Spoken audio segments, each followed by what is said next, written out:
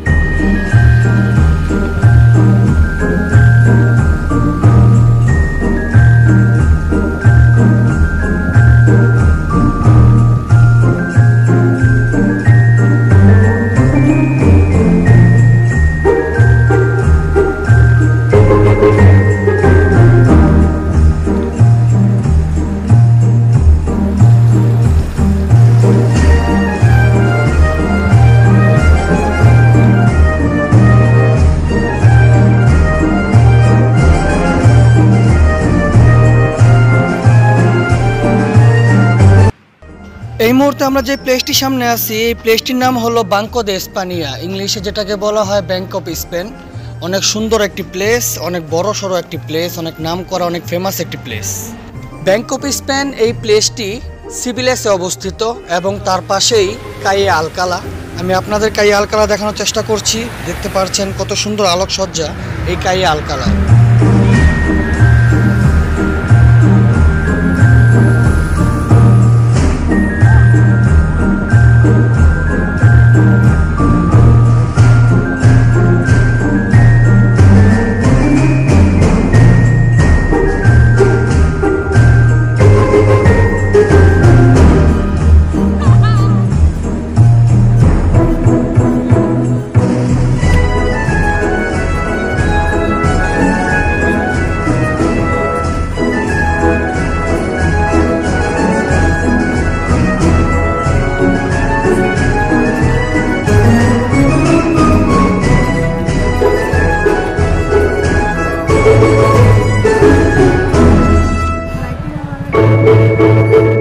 দেন আমরা আলকালার পথ ধরে সামনে এগুতে দেখতে পেলাম অনেক সুন্দর একটি গেট। এটি হলো আলকালার গেট, এটাকে বলা হয় পুয়ের্তা দে আলকালা।